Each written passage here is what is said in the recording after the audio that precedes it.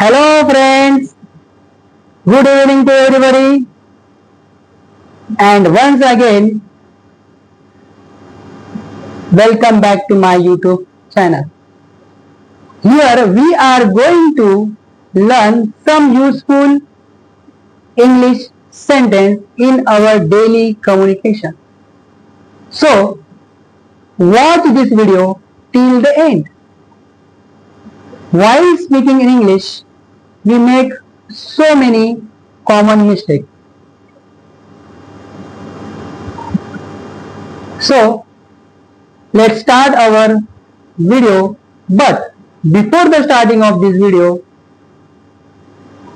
I will request you, if you are new here, please don't forget to subscribe or like and press bell icon of my channel.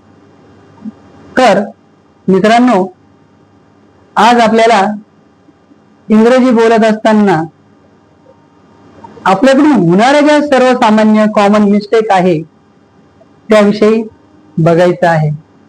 तर हा जो video आहे, या व्हिडिओमध्ये तुम्हाला common mistake ज्या आपल्या असतात इंग्रजीमध्ये बोलताना त्या स्पष्टपणे दाखवलेल्या आहेत. तर ते आपण बघूया. तर व्हिडिओला आपण सुरुवात करूया. तर पहिलं वाक्य असं आहे मित्रांनो, I will soon start to Bombay. I will soon start to Bombay. आता या वाक्यामध्ये कॉमन मिस्टेक आहे ती म्हणजे preposition. I will soon start to Bombay. Here is a mistake of to. या ठिकाणी टू हा प्रीपोजिशन चुकीचा वापरलेला आहे. I will soon start for Bombay म्हणजे मी लवकरच बॉम्बेवरून निघायला सुरुवात करेल किंवा मी बॉम्बेवरून लवकर निघेल. मी बॉम्बेवरून लवकर निघेल. This is a letter by London. This is a letter by London. हे वाक्य पूर्णपणे चुकीचं आहे. This is a letter from London. हे पत्र लंडनहून आलेलं आहे.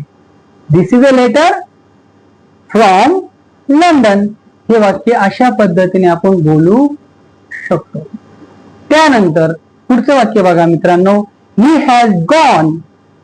He has gone from home. He has gone from home. हे वाक्य पूर्णपणे चुकीचं आहे. हे वाक्य आपण कशा पद्धतीने बोलू शकतो ते he has gone.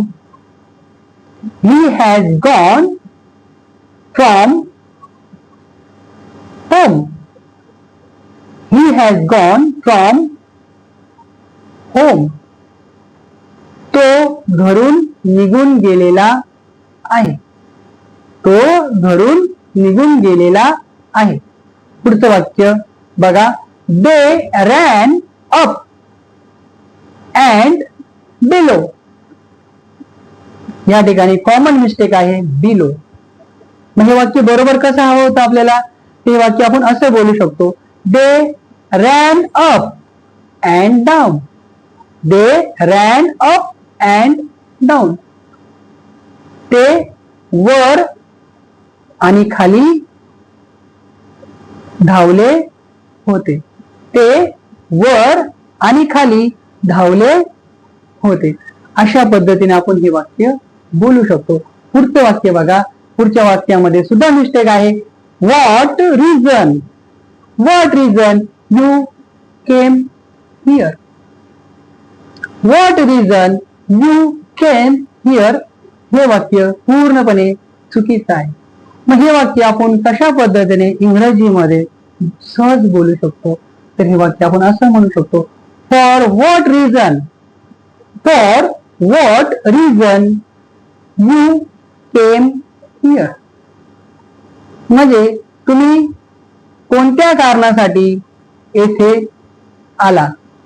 For what reason you came here. तुम्ही कोणत्या कारणासाठी येथे आला. हे वाक्य आपण अशा पद्धतीने बोलू शकतो. पुढचं वाक्य बघा. He fought hard about his friend. हे वाक्य चुकीचं आहे.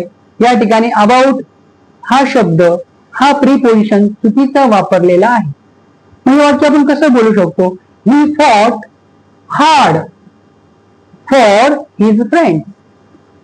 He fought hard for his friends. तो त्याच्या मित्रांसाठी जोराने लढला. तो त्याच्या मित्रांसाठी जोराने लढला असं आपण म्हणू शकतो. पुढचं वाक्य बघा. पुढचं वाक्य आहे he is not home just now. हे वाक्य आपण असं म्हणू शकतो. He is not at home now. तो आता घरी नाही आहे. पुढचं वाक्य बघा मित्रांनो. पुढचं वाक्य आहे come and sit alongside me. Come and sit alongside me.